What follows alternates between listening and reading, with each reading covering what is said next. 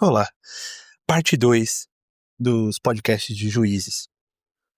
Quando a gente pensa em líderes, juízes, homens que vão libertar um povo, é claro que a gente sempre vai pensar em, ah, se é um líder é porque Deus escolheu um grande homem, uma pessoa muito capaz, uma pessoa muito abençoada, ungida, e esse livro mostra que Deus escolhe todas as pessoas, qualquer tipo de pessoa que possa fazer o seu trabalho, basta com que a pessoa queira seguir a Deus, seguir as coisas que ele está pedindo.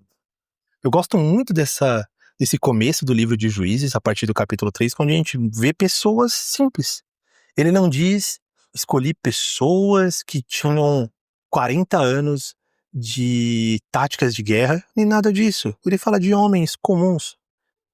É interessante, se a gente começa vendo aqui no capítulo 3, no versículo 10, quando ele começa falando nesse primeiro momento de Otoniel. Olha só. O Espírito do Senhor veio sobre ele, de modo que liderou Israel e foi à guerra. O Senhor entregou Cuxã-Risataim, rei da Mesopotâmia, nas mãos de Otoniel, que prevaleceu contra ele. Então, os povos da Mesopotâmia eram muito fortes. Eles eram povos que já viviam ali há muito tempo. E Israel nem tanto assim vivia ali. Povos israelitas ainda estavam aprendendo a viver nessa terra, e quando parecia que, puxa, por que Deus deixou tudo isso acontecer, Deus mostra que ele pode, utilizando qualquer homem. É ele quem vai dar a vitória. Enquanto Israel estiver contra Deus, Israel vai perder.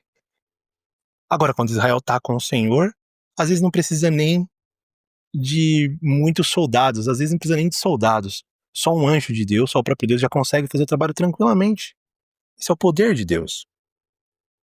E, além de Otoniel, se a gente continua, versículo 15, a gente vai vendo sobre Eude, mais um juiz.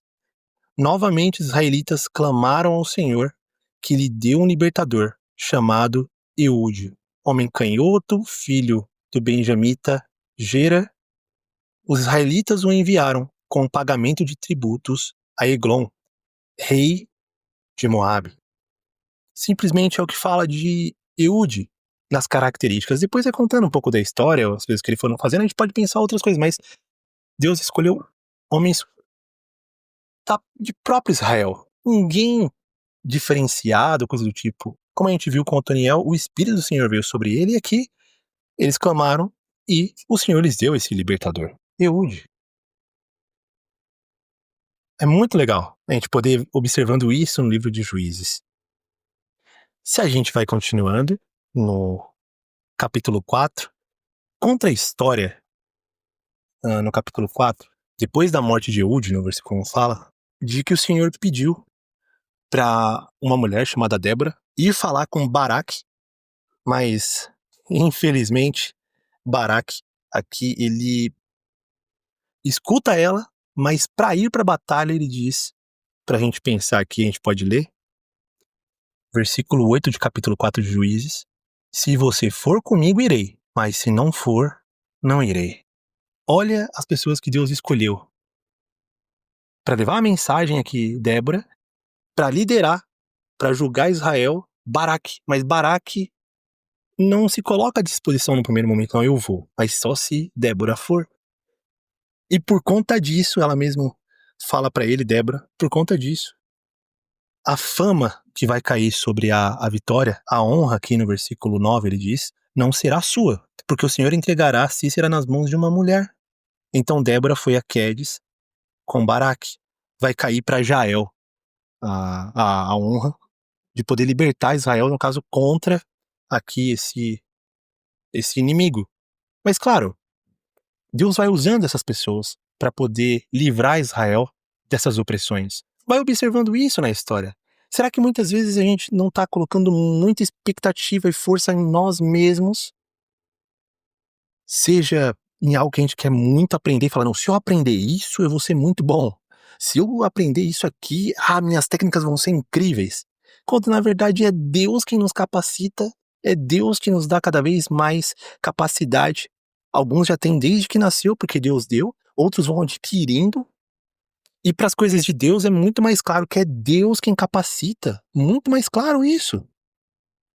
Então nós vimos aqui só 3 exemplos, mas a gente pode ir pegando depois em Juízes, vendo outros exemplos. Uma outra tônica triste desse livro, no capítulo 3 a gente já passou, mas podemos voltar lá, no versículo 12. Mais uma vez os israelitas fizeram o que o Senhor reprova. Será que uma das coisas que o Senhor reprova não é autoconfiança em si próprio? Achar que nós sozinhos vamos conseguir conquistar as coisas, vamos conseguir nos salvar, conseguir chegar em algum lugar sem o Todo-Poderoso, sem o Senhor, e deixa de ler, deixa de orar, deixa de buscar mais a palavra de Deus, a igreja de Deus. Será que esse não pode ser um grande problema dos nossos dias atuais? Quando o apóstolo Paulo estava escrevendo aos Filipenses, no capítulo 2, versículo 13, diz assim a palavra de Deus: Pois é Deus quem efetua em vocês tanto querer quanto o realizar, de acordo com a boa vontade dele. É uma coisa que pra gente é difícil de aceitar, mas ele realiza em nós, ou não, de acordo com a vontade dele. Tudo que está acontecendo ao nosso redor, se nós não estivermos com o Senhor, nós não vamos conseguir realizar bem. Pode até estar parecendo que está dando sucesso, mas pro fim último, que é a salvação, não vai estar se a gente estiver longe de Deus.